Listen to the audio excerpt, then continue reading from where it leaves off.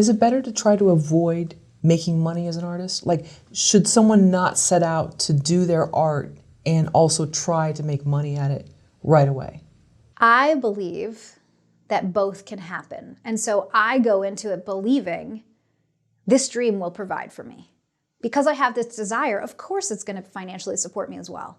You know, it might take time to get to where you want to be, but I have this whole chapter, I know it keeps dropping my book and like name dropping my book, but I do have this whole chapter about, you know, this idea of being a starving artist, because I think that those two words, you rarely hear them without each other. And I believe that you don't have to be a starving artist. And I also believe that there's nothing wrong with desiring financial success or with, you know, with wanting to make money from your art. So to me, it's about, I believe that I can create art that is going to financially support me, and really having that belief from the beginning. Most artists don't make money, especially right up front. Wouldn't it be easier to accept that? Most artists. Accepting that belief equals determining your fate, right? So your fate is 100% dependent upon your belief. So if you believe that most artists don't make money in the beginning, that 100% will be your fate. And what you do when you accept that belief, when you take that belief on, you are now putting yourself into the most people pool. Sure, most people don't make a ton of money in the beginning. Do you have to be most people? Right? And so can you find an example? Like, I always love to talk about the example of Gilmore Girls. It's one of my favorite shows, but Alexis Bledel had no acting credits on her resume before booking that title lead role. So, you know, I mean, she was modeling before. She had a modeling career there, but you know, breaking into Hollywood as an actress. And then, you know, I don't know what the going rates were back then, but series regulars now start at like $25,000, $30,000 an episode, depending on the network, right? And so she technically went from zero to several $1,000s per week per episode. And back then they were doing 22, 24 episode seasons. So there's always going to be an exception to the rule. And I think it's better to focus on the exception than to focus on the rule. I think it's better to go into it with, well, I could be that exception. Because when you accept the rule and you say, oh, I'm going to be like most people, then that's exactly what your experience will be. Is there a danger in not thinking that you're part of that pool? Are you saying, like, is there a danger to think of yourself in this smaller high achievers pool? Yeah. No. Okay. I mean, what danger? I think that it's like, I guess the danger could be like, oh, but then you're like putting yourself in this pool where people make it, and what if you don't? I think that there's no danger in believing that your dreams are possible. And this is like the high achiever, right? Like in a really big way, in a more committed way than most people. I don't think there's any danger in that. And I think that like well, what if it doesn't happen? I again believe my success is inevitable. So to me, there's no specific time frame that it has to happen in. I just know it's going to happen. I don't know when, I don't know how, I don't know where, but it's going to happen. And I have that belief throughout. So there's no, well, if it doesn't happen by X, that means you're in the most people pool. You know, I just don't think that way. Do you think other people paying you to do your art inherently makes it worse because you don't have the same level of freedom to create the art that's in your heart?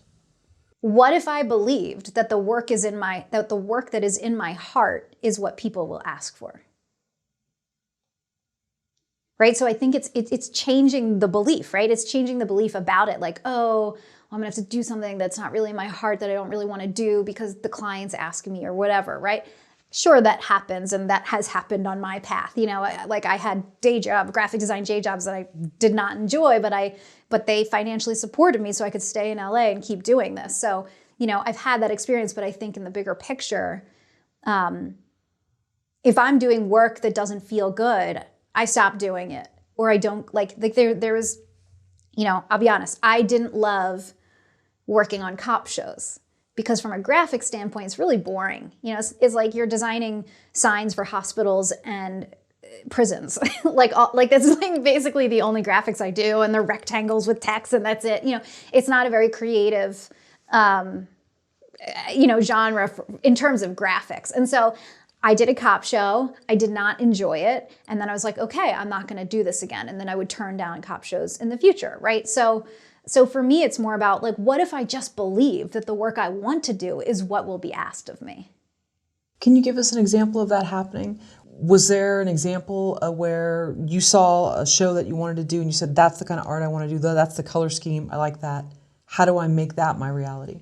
Yeah, I mean, it wasn't that specific in terms of like color schemes or certain art. It was more just like, I would love to do something that's more creative, where maybe every week the graphics are different, you know, where I get to explore more with like different signage or different props, or, you know, things that are integral to the story that are just inherently more interesting. And, and shortly after that, I did book a TV show called Chasing Life, which was the ABC Family show that I said I loved, which was a great experience. And I got to do really cool, fun, different graphics. You know, I feel like my portfolio really expanded from that show because we got to do so many different things. Like we did a marathon once, and I got to do these like marathon banner graphics, but then also, you know, the runners' tags that they had to wear. And then I got to do wardrobe, you know, like there was a camp and I got to design the sweatshirts that the counselors wore. Like there was really just variety.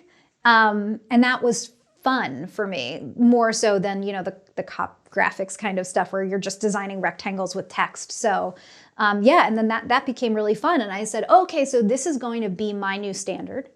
I want to work on a show that feels fun and creative. And you know, those are the only things I would say yes to now. Unless it was Blade Runner, then that would be cool. No, like, I turned down Sons of Anarchy. Oh, you did? Yeah, Oh, wow. No. I don't care how big the show is. If it's something I know that I don't think I will enjoy, I won't do it. My happiness is now more important. So the colored leathers on the back of the motorcycle jackets, that just didn't interest you? Yeah, like okay, that'd be cool. But my point was that like there, you know, right, it wasn't something even if it's something, even if a project is like big and well known, if I don't think that I will enjoy doing it, then I will still turn it down. Sure. That makes sense. And I just want to add something there, because some people might be going, oh, well, you have the luxury of turning it down because you're at a certain point in your career now where you can say no and you know things are going to come in. But I just want to add on to that is that when I turn down something that doesn't feel like a good fit for me, I am making room for something better to come in, right? So as long as you say yes to things you don't want to do, you now don't even have room for something new to come in. So, you know, it's not even necessarily about I'm at a certain place in my career where now I can say no to things. To me, it's really about what do I want to make room for in my life?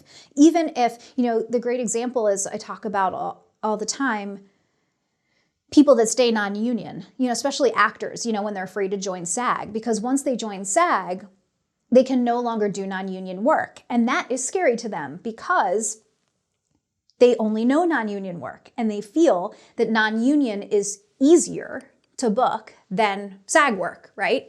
And so they like to stay non-union. And I say, when you are staying non-union as long as you can, you are staying where you are as long as you can. Even though it might take a little longer for the SAG stuff to start flowing in, and it might be a little scarier, that doesn't mean that it won't flow in. And as long as you're choosing the other thing, it'll never flow in, right? So it doesn't really matter how far you are in your career to be able to turn things down or to, you know, to be able to start making room for what it is you truly desire. It might take some time to bring it in, but you want to at least open yourself up and make room for the things that you really want. That's a good example right there. Yeah, I know a lot of people, they don't want to pay the dues and they keep Right. the eligibility status, but Right. then they just keep working. Yeah, good example.